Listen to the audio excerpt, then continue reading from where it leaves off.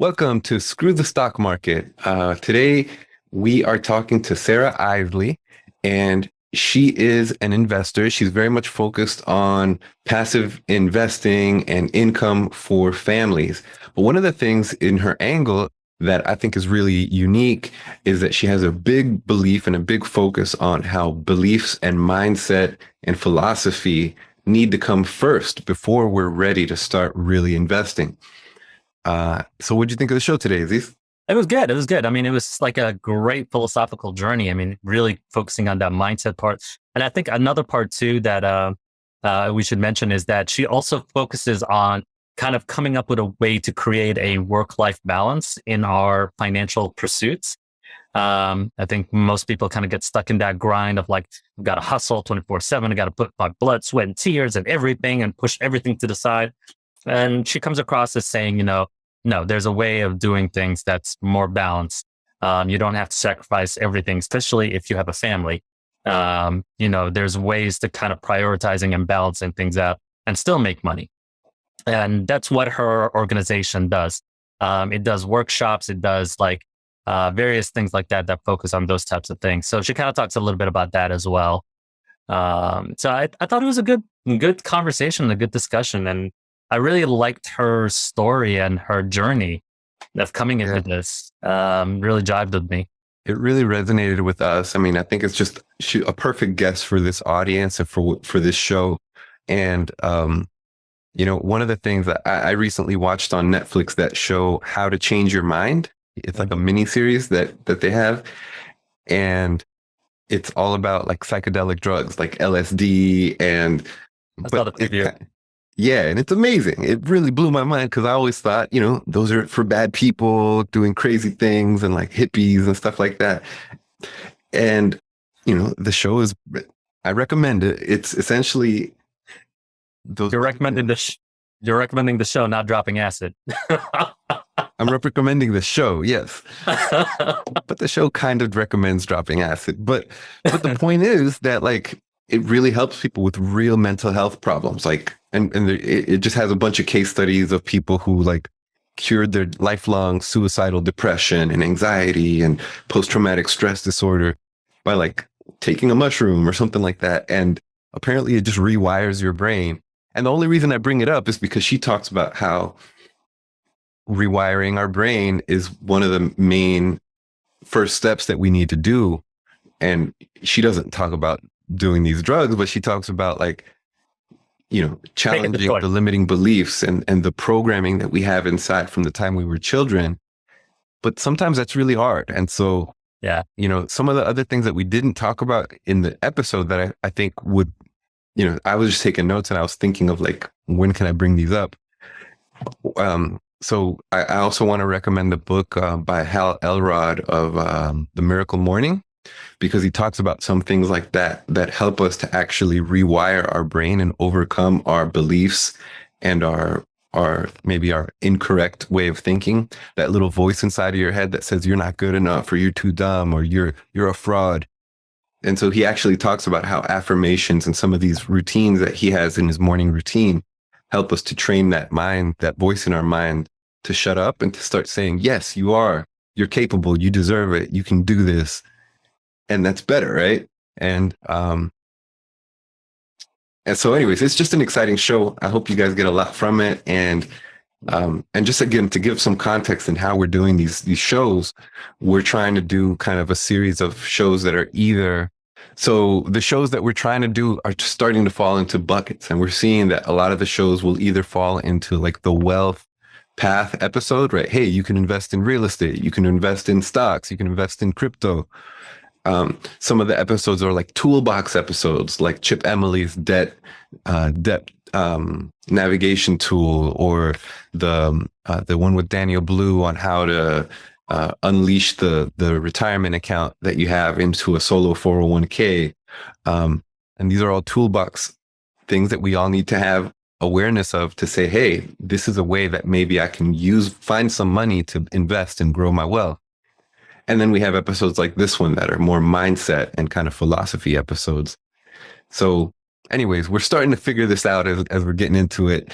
And I hope you guys get a lot from it. And again, we want to invite you to communicate with us, shoot us some feedback at info@screwthestockmarket, or follow us on social media.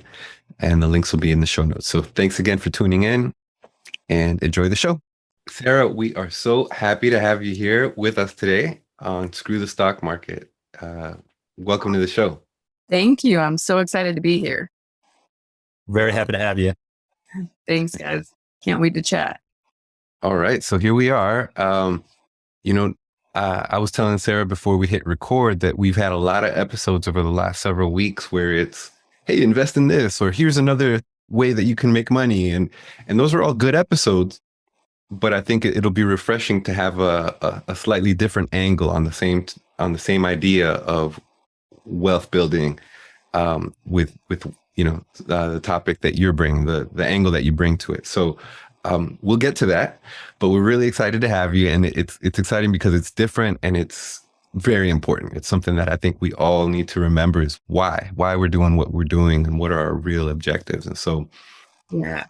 At the beginning, I guess I'll let you go ahead and introduce yourself and tell us a little bit about where you come from and how you got to where you are today. And then afterwards, we'll jump into more of your content. Awesome. Thank you, Alex. Where I come from, that's a long story for most of us, right? But to keep it fairly compact, I was born into a family of 8 children.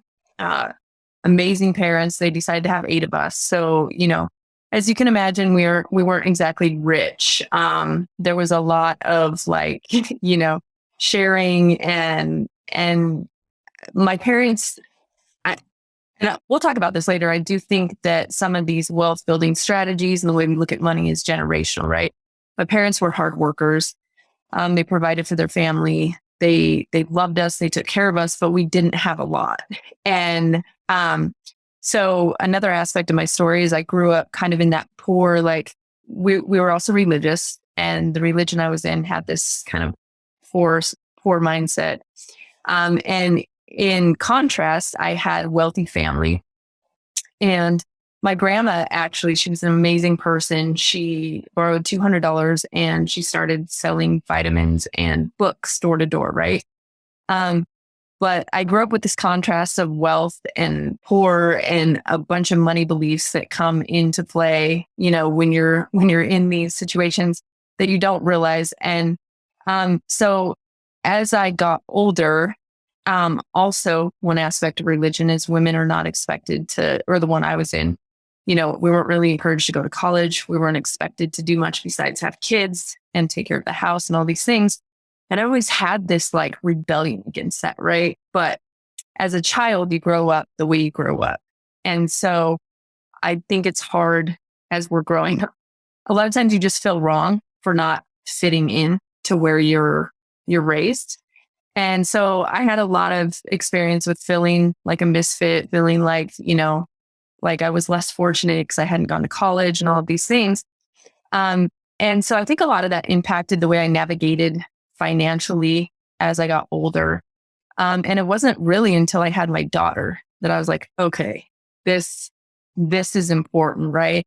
And so I felt like when I had my daughter, I felt like I suddenly realized how financially illiterate I was.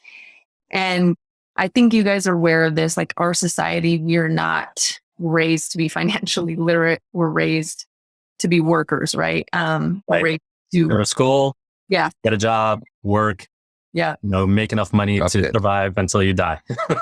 Exactly. Yep. You couldn't have said it better. And so, so many aspects of my life made me feel like I was financially illiterate. And there was just this point where, as you know, Alex, and I don't know about you, Aziz, if you have kids, but when that child comes along, I have parents who I view as kids. it can happen in all different ways. Yeah, that's legitimate. But all of a sudden you need to know, right? And this thing that I think happens with parents specifically is you don't realize how much time you had to figure stuff out until you become a parent. And then you're like, now I need to be my best self. I need to have my finances in order. I need to be present for this little child. And how do I do all of this, right? And then all the peripheral duties and responsibilities and obligations that you have. So what happened to me is I realized like happiness was a priority for me, or, joy, being able to be present with my daughter. And another dichotomy we kind of have in the society is like, you can't have ease and joy and all this stuff until you've made money, right? Or you can't have them at the same time. There's these kind of unspoken ideas. You have to struggle for a certain amount of time and you have to just put in the work. And I was like, I'm not spending the first 10 years of my daughter's life just grinding and being away from her. So it was then that I realized I needed to figure out smarter ways of, building wealth and taking care of finances. And that really led me on this journey to start exploring like what's available. And that blew my mind, because what it opened up is really most of us just don't know. We don't know the tricks. We don't know the tools. And therefore we're stuck in the cycle of trading all of our time for money. And to me, that's like a really, really crappy trade. Right. So, I just got excited about learning different things. I love the name of your podcast because, and we can talk about that more, but the stock market, I dabbled in the stock market quite a bit, and it is a rigged game. Our whole financial system is, let's be honest. But the thing is, there's still a ton of ways for us to leverage. We just got to know them. And so that's really kind of where I came from and how I got into becoming financially literate and caring so much about helping other families to create, more passive streams of income, wealth that doesn't just take all of their time away. That's awesome. Yeah. Go ahead, Aziz. No, I was going to say, it's, I love your message and I love your journey. I think it's kind of similar to what we all kind of experienced, and, depending on what our viewpoints are. For me, it's, coming from my culture, your entire extended family is kind of viewed as your immediate family. So I have to worry about many people at all times. So yeah, got to maximize things as best as possible. So I can fully understand that. And then also, when you said a family of 8, I'm totally having flashbacks of my cousins, because I have one cousin with like 13 kids, another one with like, I think 11. I can't even count anymore. Yeah. So I can fully understand that kind of dynamic and setup. Yeah, it's crazy. It's fun, but it's different, Yeah, that's right. I think Alex came with me one time to go visit them. I think he was a little bit overwhelmed. It was like a stressful 2-hour visit, right? We were there for like 2 hours and I was exhausted. I went home and took a nap. Just like a lot of energy. You're in the room when you got that many people, and it just can be chaotic. It really can.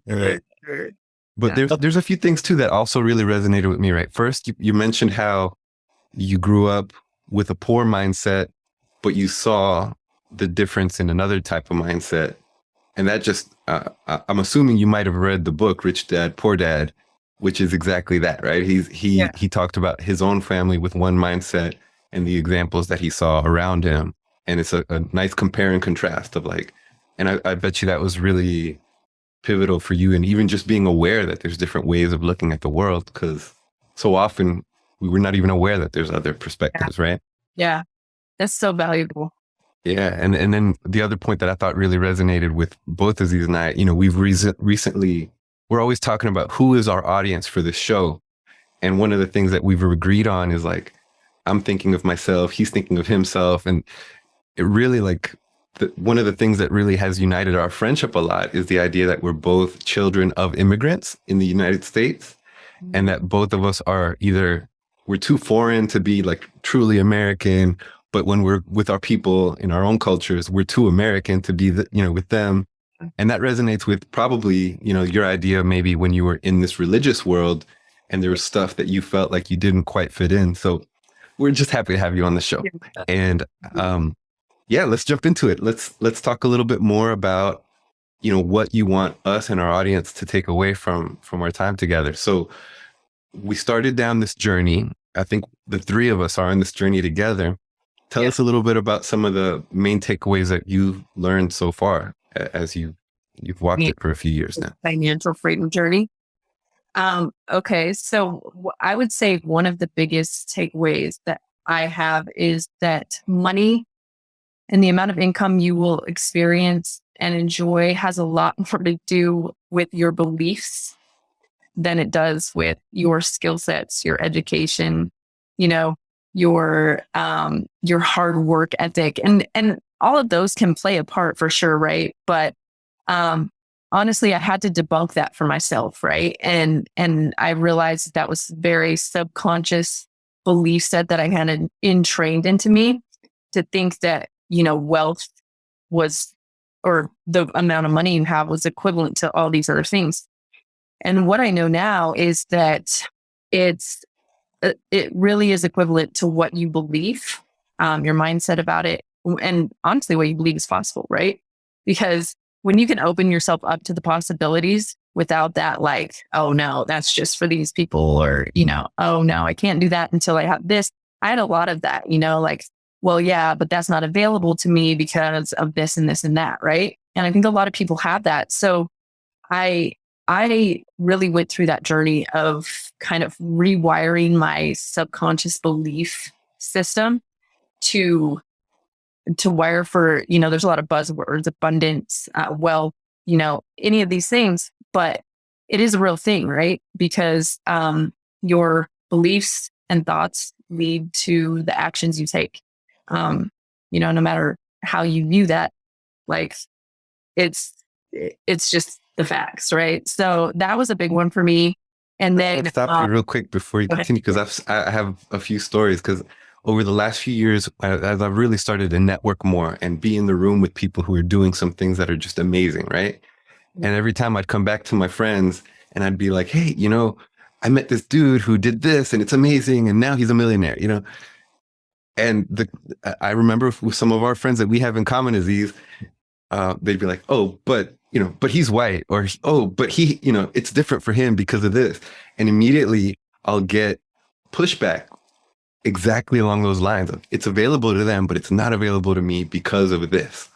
And while I acknowledge that there are differences in our society and all that stuff, but it's not the point at the same time. I feel like believing that those things can be available to us has to be first. And so I'm going to shut up and let you go. Well, I would also like to add, it's not only believing in it, it's also having the kind of the mindset to take risks and take opportunities. That's another part that, at least within my family, I found to be a difficult component, where, they're willing to take the risks of, traveling halfway across the world, starting a new life, this, that, and the other. But if you start telling them about any type of business ventures or financial opportunities or whatnot, they're like, oh, no, that's too risky.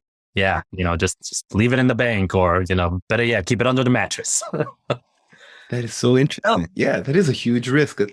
Yeah. And and what's interesting, both you guys bring that, what you're bringing up, that's when it really clicked with me, is I was like, okay, consciously, I know I want these things, right? And I believe these things consciously, but somehow I'm sabotaging myself over here, right? And a lot of people do that.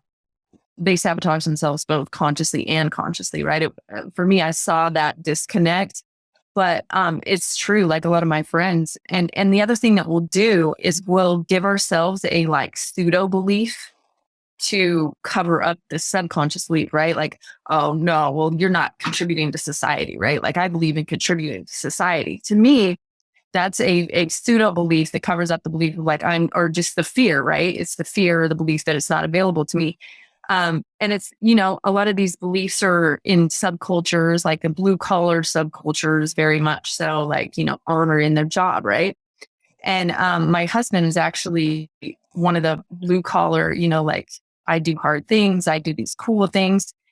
And it's cool, but it's like, you could do those for free, right? Like, we can contribute to society, and it doesn't have to be how we get our paycheck. In fact, to me, I think that if you can be financially free, where that's not constantly the driver of everything you do, you're going to be a lot better and bigger contributor to society, right? So I think one of the things we have to look at if we want to be able to take more risks or to be able to venture into some of these things. Like, what am I telling myself that is like this, like, oh yeah, this is my, this is my, like, my hill I'm going to die on. But really it's just because I'm scared, right? Or it's because I don't want to do the research or whatever it is. So I think that's a pretty big thing, pretty big factor. It's huge. Yeah. It's huge. I haven't really ever thought of that consciously, that we can, I'm trying to think of some of my own. I mean, definitely the work hard one is one that I'm very guilty of, right? It's just, oh, I'm so busy these days and I'm like proud of it. And that's not the goal. That's not what I should be proud of, right? Totally. And I'm sure there's a ton others that I'm holding on to too.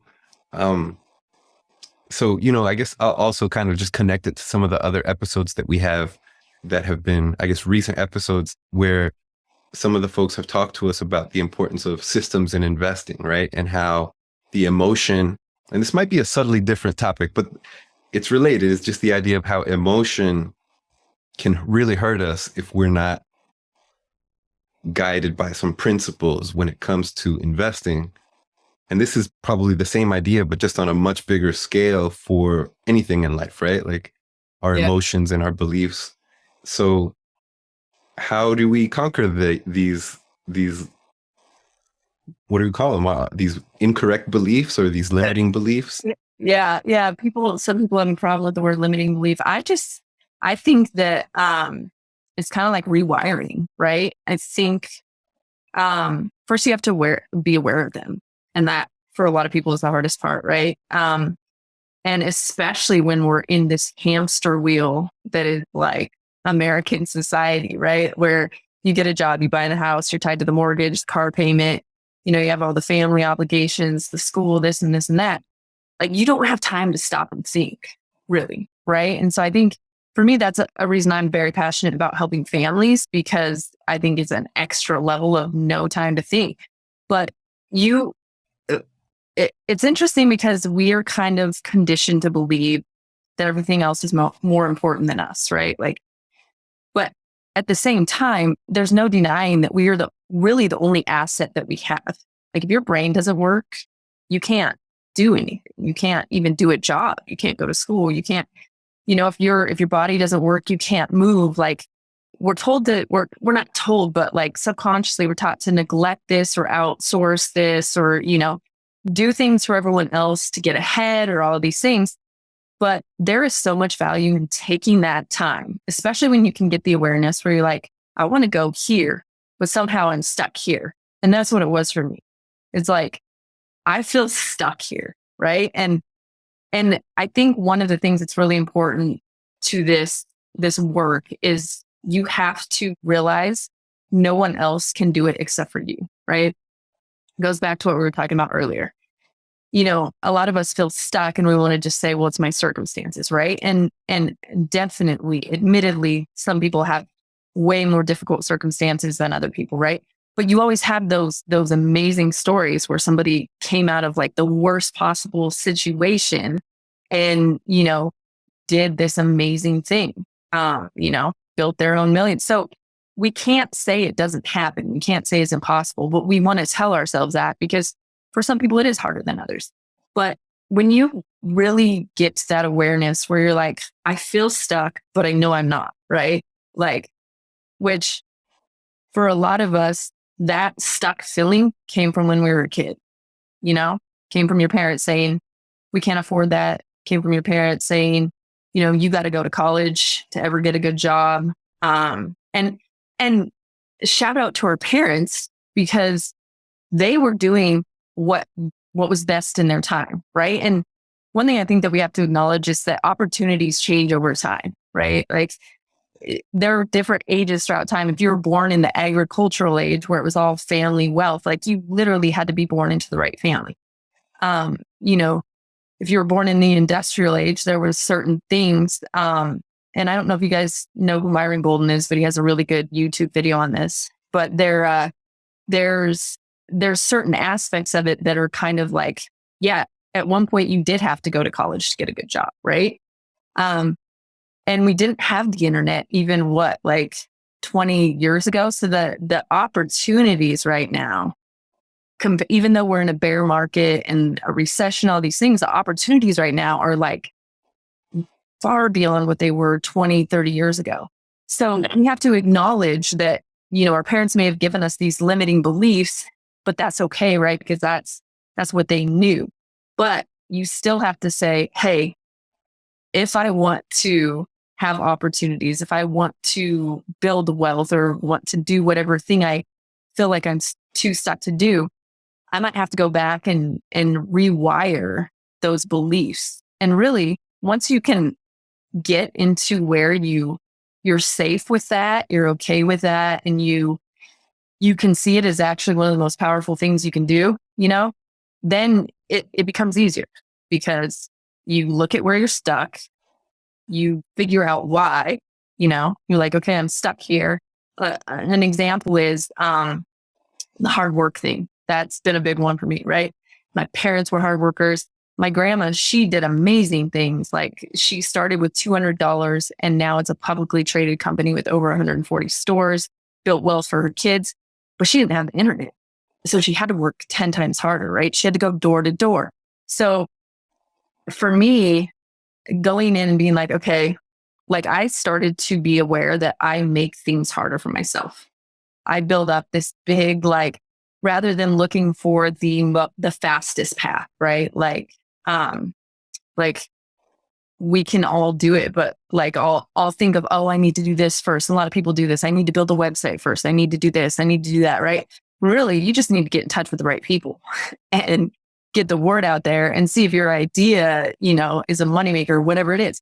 So when you can start to recognize, okay, I feel stuck here, but I know it's not true, right? This person over here is making millions on the beach, right? So I know there's this gap between my reality and then you go in and you figure out what is that belief that I have? What is holding me back? And when you can take that time and when you can actually do that work, it starts to become more easier, it's something that you've accepted, something you feel is important. And then over time, you just say, okay, I know this isn't true. Go in and you figure it out. And it doesn't happen overnight, but I have noticed in my own journey that as soon as you become aware and you say, okay, I want to let go of this because it's not serving me anymore. It may have served me as a child. It may have served my parents, but it's preventing me from getting to where I want to go. That's when the change starts to happen because you've changed your mind. You've begun to change your neural pathways. And so then it just kind of follows, right? And it starts to become way easier than it was at the beginning. So, there's hope for everybody to do this kind of stuff. It's just something you have to accept as important. And that's really, really kind of like the crutch of it. You just have to make that conscious effort to make that change mentally. I know that some of our peers and some of our friends, we have a lot of what I call overachiever friends. And as super bright and super, successful as they are professionally, whenever you ask them to kind of move on beyond that in terms of, making a change to something that'll give them more financial wealth and stability, the thought always comes back well, I don't want to, sacrifice my passion for money, which is not really a choice. I mean, you don't have to sacrifice anything. The whole point to establishing wealth is to get freedom to pursue your passions. So it's kind of ingrained within their personality that they define themselves based on this. And creating that mental shift, I think, is the hardest thing for anyone to do. It really is. So, yeah, it's a journey. Especially when everyone around you is in, the mindset you're trying to escape, right? And you guys, I heard one of your podcast episodes I was listening to, you brought that up, how being in proximity to people that can kind of pull you forward is huge because you can start doubting yourself again, even after you've done that work, right? If everyone around you is like, no, this is how it is. So, yeah. No. Yeah. And I was about to interrupt and make that call out because essentially I want us to build that community, right? As part of this show is hey, let's all go on this journey together because I've seen it, right? And I'll give a few examples. I remember when I first quit my job and I went back and I shared that news with some friends who were in, kind of in the job, and I remember people being like, wow, that's huge. I can't believe you did it. Like some people, one or two people who will remain nameless was, I would actually try to convince me to, no, don't quit, Yeah. And then when I went to my other circle of friends who, I was paying to be in these networking groups where it's a bunch of entrepreneurs and there's one old millionaire guy who's just like, about time, finally, like he acted like it was just no big deal. And it was like something I should have done a long time ago. And that actually was exciting to be like, yeah, it isn't a big deal. This is what I should have been doing all along.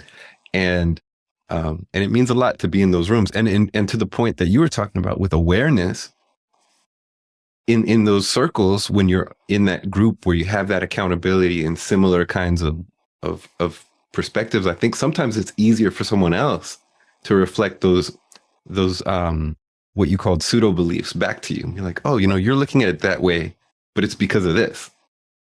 And so I think community might be one of those community or accountability. If at the very least you get a buddy or something, might be one of those really powerful ways where you can make big leaps and bounds with this stuff.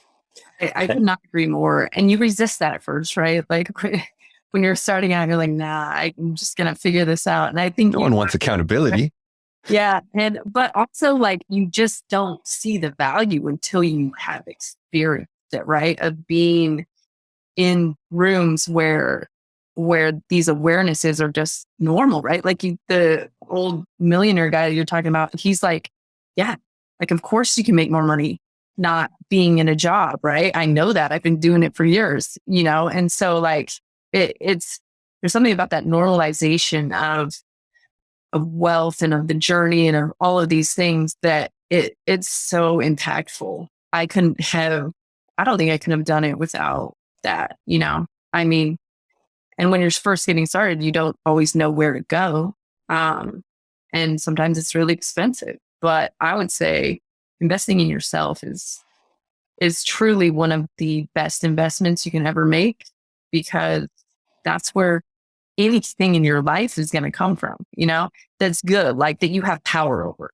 Yeah, we can be it's either that you take control and you take power over your own life, or it is at the mercy of your circumstances, which will be at the mercy of a recession, a bear market, a job loss, all of these things. And so honestly, for me, that's the best option, even if it costs, $100,000 a year to invest in myself.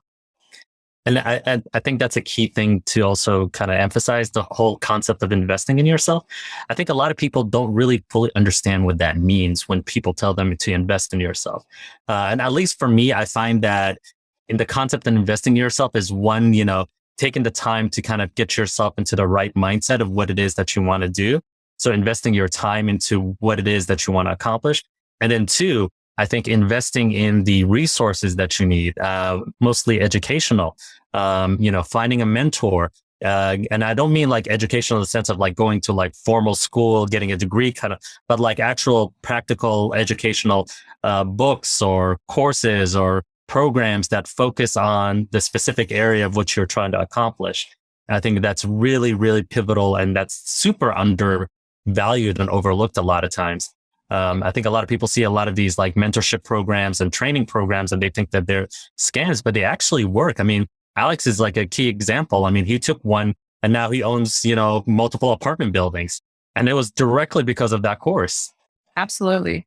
It is undervalued. And I believe that's because society hasn't caught up to the value of that. Like like we spoke about earlier, we were taught that like, we're not important, right? Like, it's even in this I'm not political and I don't have like, I can usually understand both sides. So I don't like talking about these things, but even in the pandemic, right?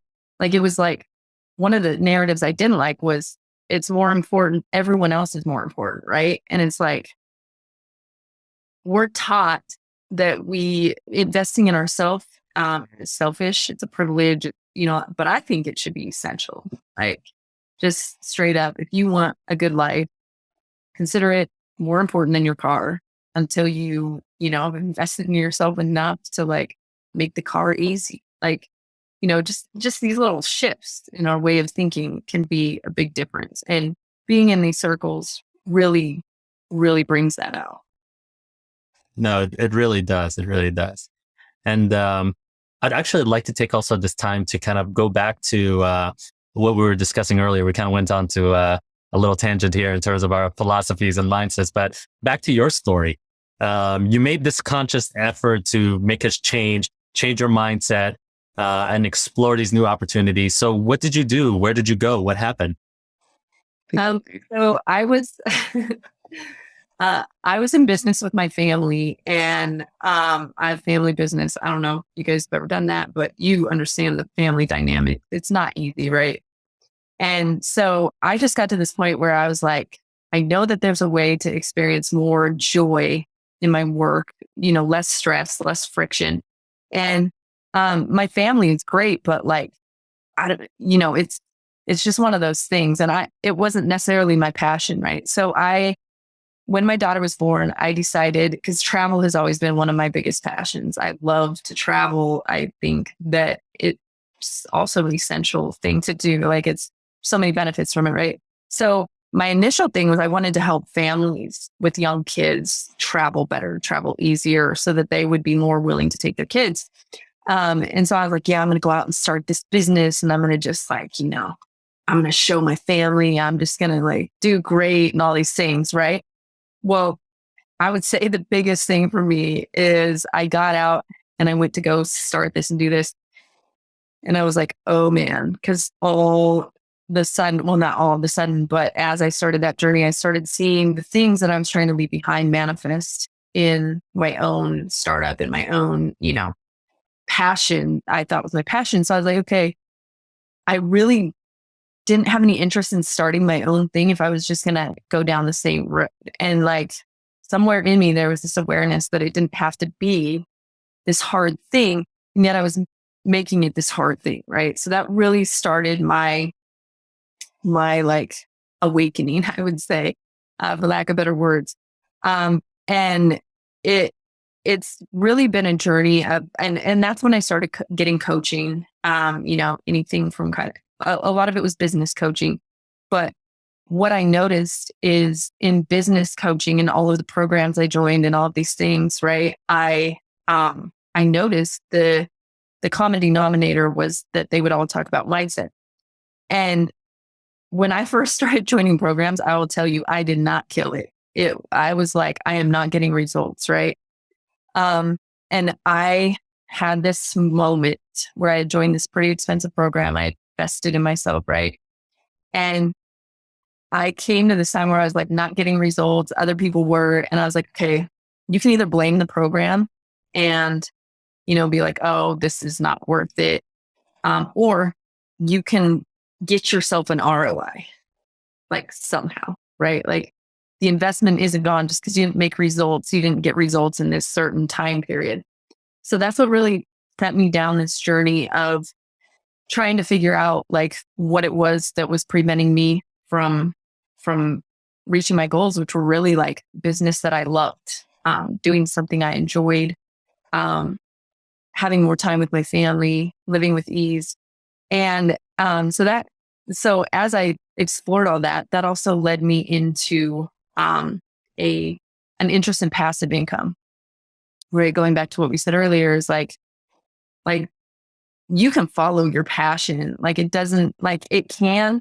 I think it's cool and the best thing to make money doing something you love, but sometimes you need some financial security to even understand what that is. One of the biggest things I've seen is people don't even know what they love, right? Like they have all these ideas of what they should do or what they're good at. So that got me super interested in passive income and how, like I always thought of it as like for the people that were already rich, right? Oh, they can have passive income because they can afford to invest in an apartment building. And then I started in these, like you guys, like we were talking about in these communities, I started realizing that there were people teaching passive income with small investments. And with all these little tricks and tips and these ways around like, using your own money and all this stuff. So I just went down that study and for me, it's evolved my passion into it's still for families, but it's also, the travel aspect is kind of like the end goal, right? It's the cherry on top. And I really want to help families find this kind of financial freedom or financial support, where we're not just in this trading time for money game. And it was also a realization that I've had some time. I took some time to figure things out for myself. I stopped trying to do business. I stopped trying to do marketing and all these things. And, there's just so many discoveries for me. And I think the journey is different for everybody. But one thing that was amazing, that's been amazing for me, is as I started to sort through all this stuff and to rewire, because I literally would go in and I'd be like, okay, this is what's preventing me. And I would literally say, I'm going to let go of that and I'm going to replace it. And as I started to do this, the amount of peace and alignment and ease just started to multiply. And I realized it was because I was aligning with my real purpose, my real desires and my real goals. So I think there really is something to acknowledging your desires is good, what you want, right? And here's another one that I think is a big one for a lot of people is wanting to be wealthy is bad, right? Wanting money is bad. Wanting to be rich is bad. And a lot of us think that, I was one of those people, right? Or rich people are assholes. They mess with everybody else. And in some aspects, that's true. There are people like that, but there's a lot of people with wealth that are good people. And, being in those circles shows you that as well. And I think that being able to acknowledge that you want to make money, right? You want to have these things. You want to have time. You want to have comfort. There's enough money in the world for everyone. There literally is, right? We have this thing of there's not, but we just printed a bunch more, right? And honestly, it's a circulation problem more than anything. And sadly, I think a big part of that circulation problem is that we don't think we can have it. And so we don't even try. And the people that are, rigging the system are yeah, we're happy with this. We're cool. Just keep letting us have it all. We'll do all of the, we'll do all the tricks. So yeah, it was really just, I honestly think I kind of went off on a tangent and I don't know if I answered your question for sure, but. No, that's okay. No, you definitely, you went and you kind of explored through different approaches and different programs to find out what you really wanted to do and what you really wanted to accomplish. So you've started focusing on trying to figure out ways to help families kind of establish wealth and freedom for themselves. What did that lead into? I believe is that how you started 18 Summers or? Yeah. So 18 Summers is an offshoot of the travel brand. Cause the name 18 Summers is because, we think we have all this time, but with our kids, when we're really influencing them and impacting them, spending time with them, that's 18 years of their life that they're going to be home. It depends, but it's not that long. And, so one thing for me that I'm big on helping families with is passive income. But also this mindset stuff, right? Because I don't think you can really enjoy wealth without your beliefs being aligned with that, I guess. So it's really kind of a full program for families, based on some of my own needs. I did a lot of program shopping and bouncing around and, finding what resonated, what didn't.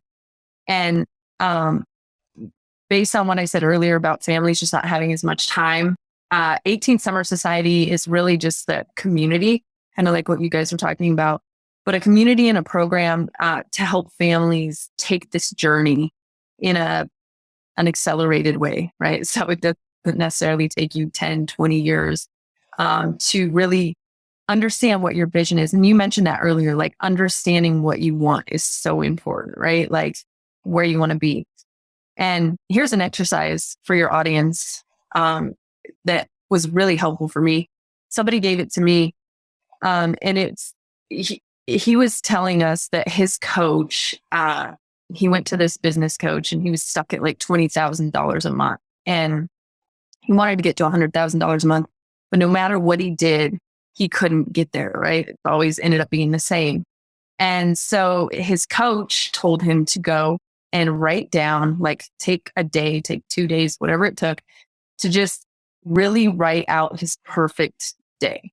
Like, what do you smell when you wake up? You know, what does your bedroom look like? What's the first thing you do in the morning? Like very detailed. And so when he came back from that and he asked, he had done this exercise, and Joe said to him, so what should I do? Or what's the problem? You know? And he said, well, I think the problem is that you're still making all the decisions. He's like, you need to let that guy make the decisions. And that was a big shift for me, because it was like being able to step into your future vision and really step into that. There's nothing like that for kind of giving you the right moves, right? Because in your future, you're not scared of the things you're scared of now. You're not intimidated by the things or the people that you're intimidated by now, right? You are like, you're already there. And when you can actually see that and visualize it and be like, okay, I'm really struggling with this right now, you know, like reaching out to these people or whatever it is that you're like, kind of like, I don't want to do that. That future version of you's already done it, and it doesn't scare them. And it got them to, you know, maybe they made $100,000 off of a deal or whatever it is. So that exercise is really powerful for me. And I just really want to pass that on to parents that are feeling stuck, but like they know that there's more available to them while their kids are young. Because I think a lot of the ways we get these limits is because of what we see our parents do, right? It's like, it's entrainment. Like if they're working every day, like you appreciate it, but you also feel like that's the only way that you can survive, right? There's these things that happen. So I also want to free up parents to like give their kids a better set of beliefs. And that's why I started 18 Summer Society and why I'm passionate about that. And the retreats are my true like passion. Like my vision is I will own properties and I will host these amazing retreats for families that will also be really empowering, you know? So that's like, for me, that's the vision where I'm there, and and it's been really powerful to me because, there's so many things available to us that we don't see. And I just, from what I've experienced, I want to share that, you know, I just really want to empower other families. And is it mostly through coaching and courses? Well, sorry, I was trying to open it. It's through coaching and courses, but also through actually helping them through the process of getting set up with passive income. You know, it's very customized, but also like there's certain things that are, you know, pretty universal, right? So it's just helping them, courses and also next year we're going to start hosting the retreats. So those will be available to our members to actually attend. And you guys have probably been to like some mastermind retreats. And so these are just going to be like the most amazing one you've ever been to that you can also bring your kids to. And your kids will be immersed in their own level of empowering activities. So we're really following this model of like having children's programs, but making that like, you know, your kids are going to get their own empowerment. You'll have your time. There'll be plenty of bonding time. So that's like but also I love having these other sources of income, right? Because that's a lot of overhead. So it was really cool for me to get clear on like, what's the sequence? What are the stages? Like, you know, how do I balance this like high overhead, high effort thing over here with something that's like, you know, and I think that's one thing I really am passionate about helping families with too, is like, because we all have these dreams, right? And it's like, I want to do this. And it's kind of a custom thing for each family, but you can figure out once you figure out what your vision is and what you're really passionate about, how much money you want to make, but how much time you want to be free to spend time with your family, and you put that all together. And then you find your formula, right? For like passive income, active income. What do I need to work on in my mindset? What do I need to do here and here? And so that's really the goal of 18 Summers. Very cool. And it's kind of reminds me, Alex, of like the conversation you had with your mentor before, where he was telling you, you can't postpone parts of life. You have to do everything cumulatively together and just figure out the right way of balancing and prioritizing what's important. I mean, you can still spend time with your family, have kids, this, that, and the other, but also make money as well. But you just need to like figure out how to balance it out. You can't put everything on the back burner while you just focus on making money. Yeah. And you figure that out when you have kids, right, Alex? Like it's every moment is so, I always tell the story of when our baby turned 1 and I went back and started looking at the pictures of like the day she was born in those first few days. She was completely transformed 1 month later. And I felt like I had missed out. Like I was just in shock that whole time anyway. So like I wasn't really that present. And so that was, thankfully, it's only 1 month after she was born. And from that point forward, I was like, oh, no, every moment is precious. All of a sudden, I understood why parents were always taking pictures of their kids. I was like, I'd get, pictures of people's kids. I'm like, why are you sending more pictures? You just sent me pictures. It's because they're growing and they're changing and every moment is fleeting and you want to hold on to it. And it's precious. And I never cared or was sensitive as to why that happened with other people's kids. Now with mine, I get it. I'm like, so yeah. But I think, I'd love to be invited to one of these. So, and I'm assuming our audience will be too. So tell us a little bit more about where they can contact you and what would be some of the first steps that someone in our audience could do if they reach out to you and want to learn more about your working with you. Yeah. Yeah. Well, I will send you guys some links because you can probably put those that Sure. find me on. I am starting to host virtual events, workshops to just share this information and, give people kind of this first look. And so, those links are in my Instagram bio. My Instagram is Isely. I just started my 18 Summer Society Instagram, so it's not really up and running yet. But you can find me under Sarah Isely. You just have to spell Isely right, and that's Isely instead of Isley. Or Slysley, it's Slysely. And Instagram is where I probably do most of my social media, and the links are in my bio there. Or you can go to hotelcatalea.com, and I have the 18 Summer Society tab up on that. Yeah. And then also, you can always reach out to me on email, and that is let's see, what's the best email? Right now, it's probably the hotelcatalea@gmail.com. I'm switching up some of my website domains. But yeah, I would say the link tree in my Instagram bio is one of the best places to find me, other than the website. And those websites are, the tech part is catching up with everything else. But yeah.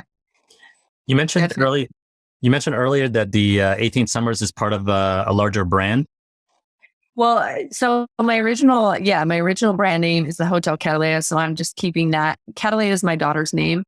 And that was the original travel business name. And so I'm going to keep the retreats under that name.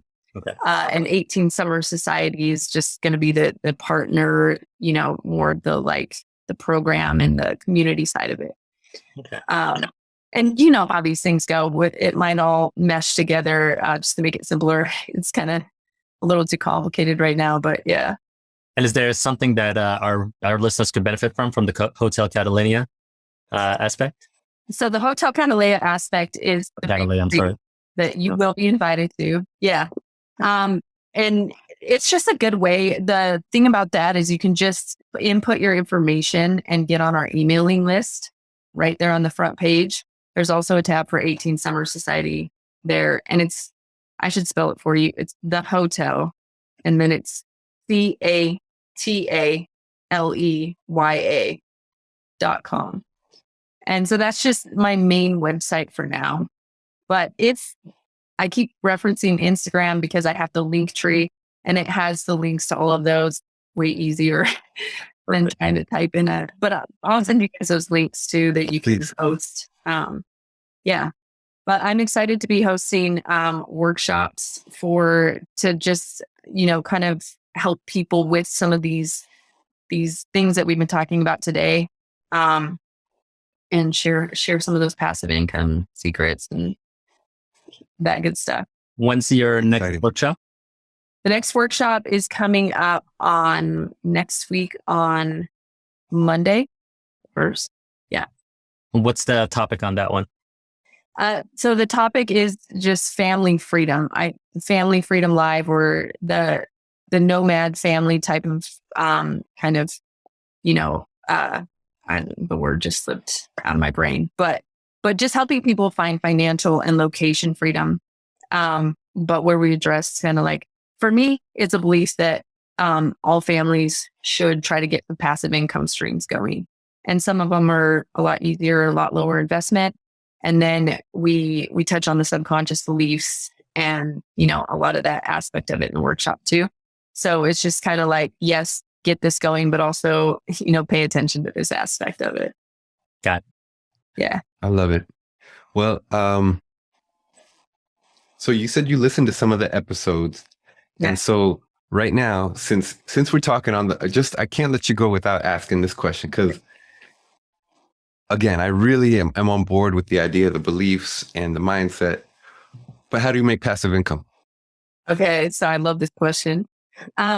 One of my favorites right now is DeFi, actually. And it's funny you say that because I listened to your crypto episode, because it's, it's in the same boat. But bringing it full circle with the name of your podcast, Screw the Stock Market. I got really interested in DeFi because there is a potential to really screw the stock market in DeFi, right? And so I really started learning about some different DeFi projects and went into figuring out because at the same time, it's kind of the Wild West right now. Crypto took a big hit. There's, you guys are paying attention, so I don't need to explain that. But one thing that I am really excited about is I have found specifically one DeFi project that is really low risk and pays 1% a day on your money. Yes, I heard you guys talking about it sounding too good to be true. And this is how I address that, right? Is like, some things are, yeah, but that is also one of the beliefs that we have, right? And what you have to understand is, if you look back at history, at one point not that long ago, a computer was too good to be true, right? The internet was too good to be true. Carrying your phone in your hand was too good to be true. There's always these points in history. Bitcoin was too good to be true, right? And even though Bitcoin's taken a hit, if you bought in at $10, you're good. Like, you're not crying, right? So we have to acknowledge that there is a certain amount of a faith in these things, but also there are these kind of like pivotal moments in time.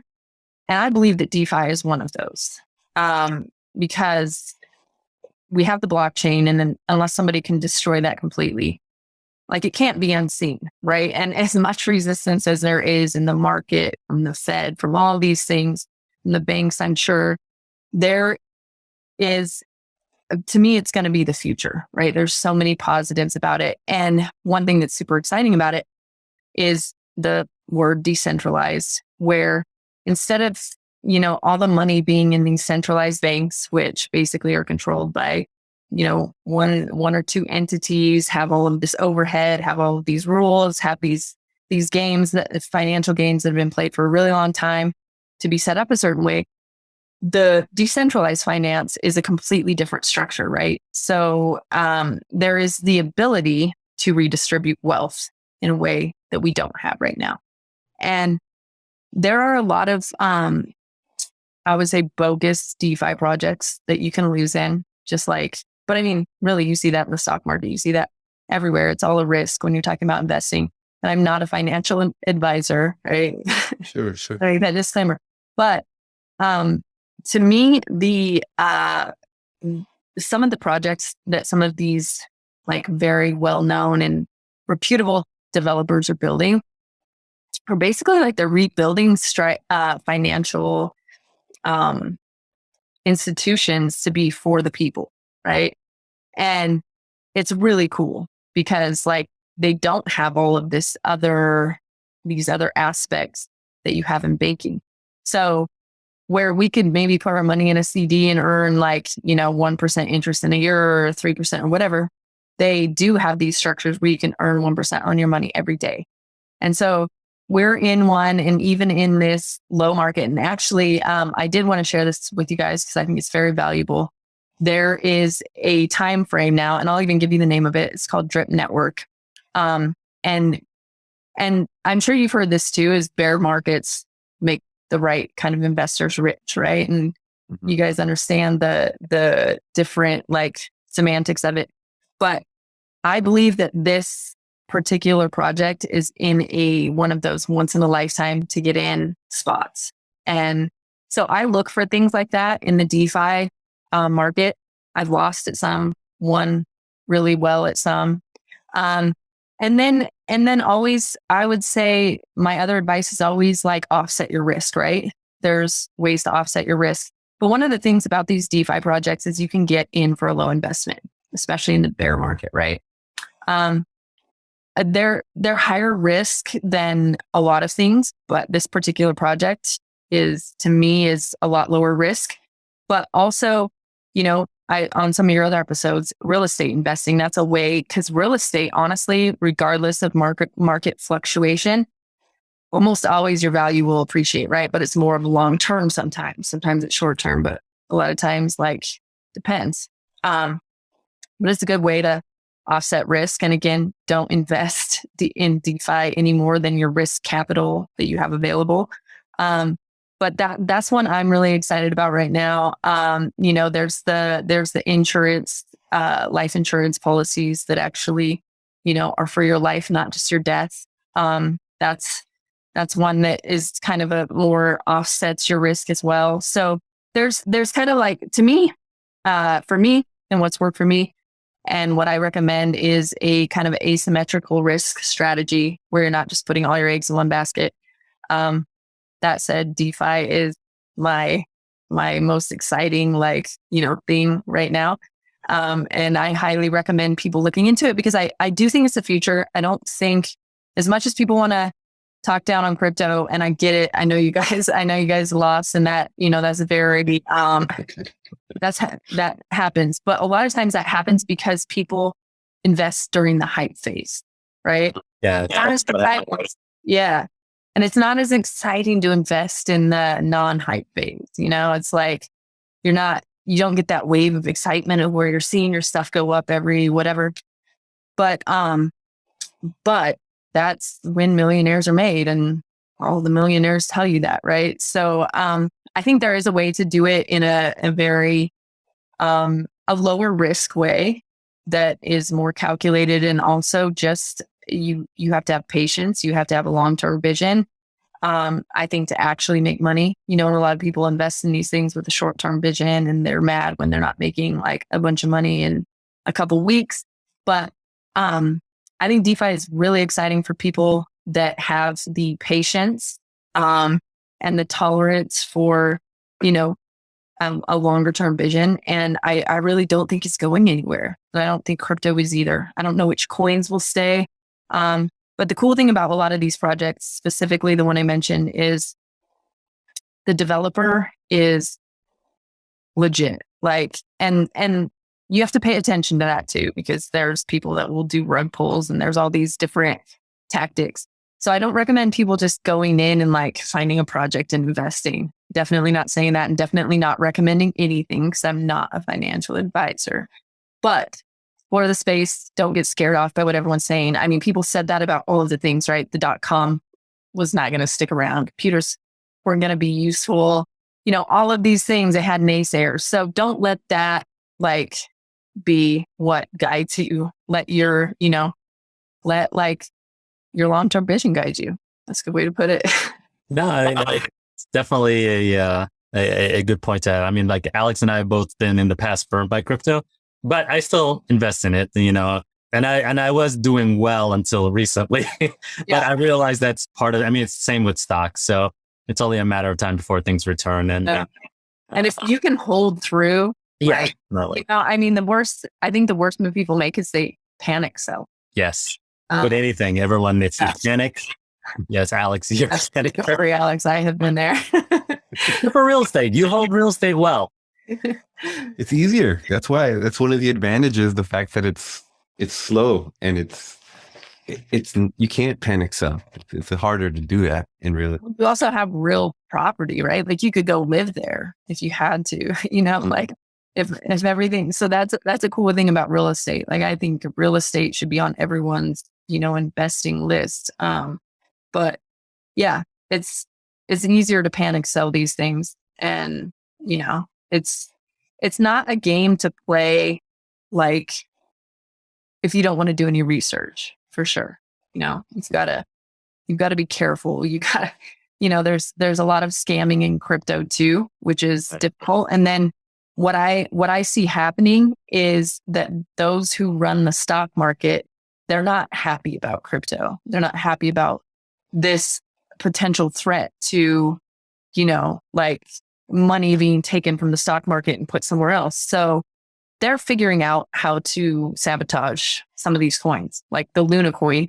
You know, I don't know exactly what happened, but rumor has it that was a rigged play by a big stock holding company. So, you know, those things are not like, it's not like invincible, but the blockchain itself, that was a dirty play from what I heard, you know. I'm not making that claim. I don't know if it's true, but it wasn't just, the blockchain is more immutable than like the current system, right? So there's less and more room for foul play, I guess. It's just a different game. The way I see it is that once larger financial institutions started investing in crypto, that was kind of like the big sign for me that this is something that's going to be around. Yeah. It's not going to go anywhere. That being said, I'm a little bit more conservative in my crypto investing. I tend to stick to like the big ones. I stick to Ethereum and Bitcoin because I know they're not going anywhere. But again, I do understand that tons of people have made huge amounts of money from exploring the space and some of the old coins and different things of that nature. Yeah. Yeah. And you always have to do what you're comfortable with, right? Like at the end of the day, you have to feel like it's a risk that's worth taking for you. I just, the more people know, the more it becomes available to you, right? And so, investing with like knowledge and understanding is better than investing with fear or hype.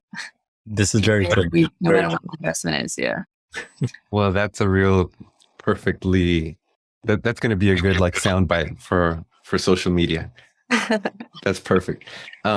Sarah, thank you so much for your time. This has been just a really fun interview. Like, you know, from the beginning, we're just very much aligned, and we're going to go ahead and just consider you part of our community, you know, and I hope you'll consider us part of yours. This is just beautiful. And thank you for your time. Really, it was a great interview. Thank you.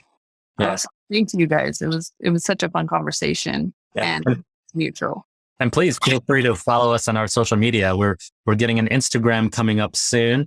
It's currently up, but I don't think we've posted anything yet. But within next week or two, we should have something up. And we do have our YouTube channel and then the podcast as well. And I think we have already. Oh, perfect. Thank you. And we do have a TikTok coming. So we'll kick off in August. Yeah. All right. Thank you.